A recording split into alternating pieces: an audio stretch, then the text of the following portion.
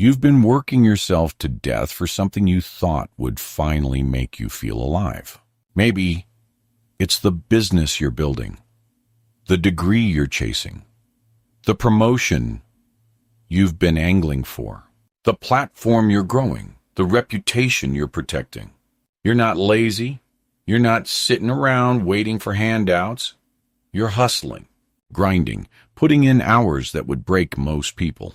And nobody can say you're not ambitious. Because you are. You want more. You want better. You want to prove that all of this matters. But here's what's been happening in the quiet moments, the ones you don't talk about. When you finally get what you've been chasing, there's this sick feeling in your stomach. Like you just ate a meal that looked delicious but tasted like cardboard. You cross the finish line, and the first thing you feel isn't victory.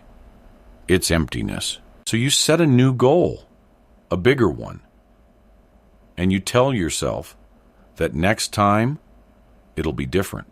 Next time, when you get there, it'll finally feel like enough, except it never does. And you're starting to realize something terrifying. The thing you've been chasing isn't the problem. The reason you're chasing it is. You've been believing a lie so long, it started sounding like truth. The lie says your worth is in what you build. The lie says if you can just get far enough ahead, you'll finally feel safe. The lie says God helps those who help themselves. So you'd better keep moving or you'll get left behind. The lie says rest is for people who don't want it bad enough. The lie says the ache in your chest, the one that wakes you up at 3 a.m, even after a good day, that's just the price of ambition. That's what winners feel. But let me tell you what that ache actually is. It's your soul trying to get your attention. It's the part of you that knows you've been running so hard, you forgot to ask where you're running to. You've been so busy asking God to bless what you're building, you never stopped to ask if He told you to build it in the first place. And the most dangerous part? You're good at this. You're talented. You know how to make things happen. So every win confirms the lie. Every closed deal, every new opportunity, every person who says they're impressed. It all whispers the same thing. See? You were right to push this hard. Keep going. Until one day, you're standing in the middle of everything you worked for, and you realize it cost you everything you actually needed. The marriage you were too busy to fight for. The friendships you didn't have time to maintain. The person you used to be before you turned yourself into a machine. You got the career. You lost your soul. And the sickest part is you can't even be mad at anyone else. You did this to yourself. There's a group of people in Scripture who would have understood exactly what you're going through. They survived persecution, lost everything, rebuilt from nothing. These weren't lazy people. These were survivors, fighters, people who knew what rock bottom looked like and swore they'd never go back. So they clawed their way up, started new businesses, made new plans, worked twice as hard as everyone else because they knew what it felt like to have nothing. And somewhere, in all that climbing, they started tearing each other apart to get higher. James sees it, and he doesn't congratulate their ambition. He asks them a question that cuts straight to the bone. James chapter 4, verse 1. From whence come wars and fightings among you? Come they not hence, even of your lusts, that war in your members? War in your members. Not war around you, war inside you.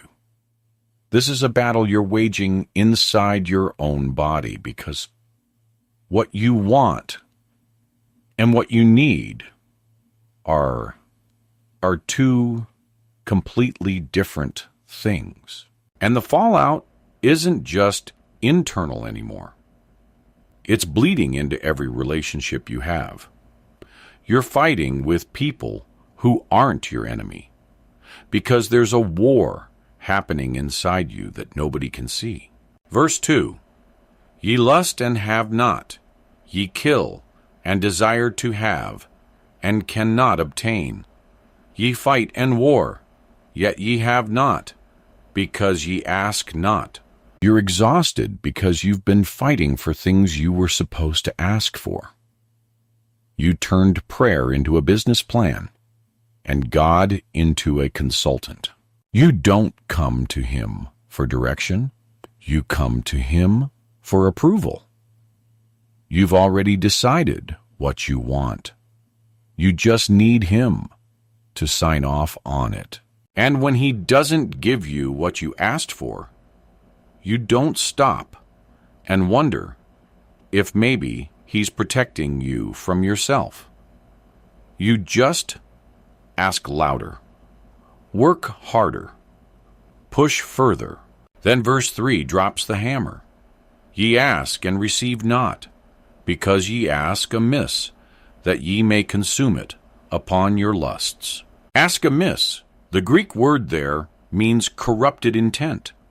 It's not that you're asking for the wrong things, it's that you're asking for the right things for the wrong reasons. You want provision, so you can feel secure without having to trust Him. You want success, so people will finally see you the way you need to be seen. You want influence, because if enough people need you, maybe you'll stop feeling invisible. Your ambition isn't the problem. What you're using it to medicate is, let me say it again, because this is the thing you need to hear tonight. Your ambition is not the problem. God is not against you wanting things. He's against you wanting things more than you want Him. He's against you building a life so loud you can't hear His voice anymore. He's against you sacrificing the people He gave you to love on the altar of goals He never told you to chase. Skip down to verse 13. James is still talking to these people. He's watched them long enough to know exactly what they sound like in their planning meetings. Go to now, ye that say, Today or tomorrow we will go into such a city, and continue there a year, and buy and sell, and get gain. He's quoting their actual business plans. These weren't hypothetical people. These were believers, standing up in meetings, announcing their strategies, talking about cities they were going to conquer, markets they were going to dominate, profits they were going to make. And they probably prayed over those plans, asked God to bless them, maybe even fasted, but they never asked if God wanted them to go in the first place. Verse 14, Whereas ye know not what shall be on the morrow, for what is your life?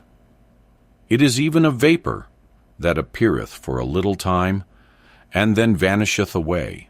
A vapor. That's what James calls your 5-year plan. That's what he calls the empire you're building. Not because ambition is wrong, because control is an illusion. And you've been killing yourself trying to possess something you were never supposed to own. You don't know what tomorrow looks like. You don't know if your heart keeps beating past tonight. You don't know if the economy holds, if the opportunity stays open, if the person you're counting on keeps their word. You're one phone call, one diagnosis, one market shift away from watching everything you built disappear like smoke. And you've been acting like if you just plan hard enough, you can make yourself bulletproof. You can't. And pretending you can is not faith. It's arrogance dressed in religious language. Verse 15, for that ye ought to say, if the Lord will, we shall live, and do this or that. If the Lord will. Not as a magic phrase you tack onto your plans to make them sound humble, but as an actual question you're willing to hear the answer to. If the Lord wills, which means maybe he doesn't, which means maybe the thing you've been breaking yourself to build, he's been trying to get you to release, which means maybe the door that keeps closing isn't an obstacle to overcome. It's an answer you refuse to accept. So here's what changes. Tomorrow morning, before your feet hit the floor, before you check what happened while you were asleep, before you start running again, you're going to say something out loud. Not in your head, out loud, where you can hear your own voice. God, I don't know what today holds. I don't know what I'm building anymore. I don't even know if what I want is what I actually need. So I'm asking, not for you to bless my plan. I'm asking what your plan is. And if it's different from mine, I'm saying yes before I even know what it costs. That's the turn. That's the moment everything shifts. Not when you work harder, when you surrender smarter, when you stop trying to drag God into your agenda and start asking what his agenda is. When you're willing to hear no, willing to hear wait, willing to hear I have something better, but you have to let go of this first. Because here's the truth you've been running from. The thing you're holding on to so tight, the dream that feels like your identity. If God has to pry it out of your hands to save you from it, he will. And you'll spend years wondering why he didn't bless something that was slowly destroying you. But if you open your hands now, if you say, here, take it, I trust you more than I trust my own plans, you're going to look back one day and realize the thing you thought would kill you to lose was the very thing keeping you from everything you were made for. Your ambition is not the problem. Your motive is. And the moment you get that right, everything you build after that will finally feel like something worth building. Get your motive right. Ask the real question. Surrender the plan. And watch what God does with someone who finally stopped trying to do his job for him.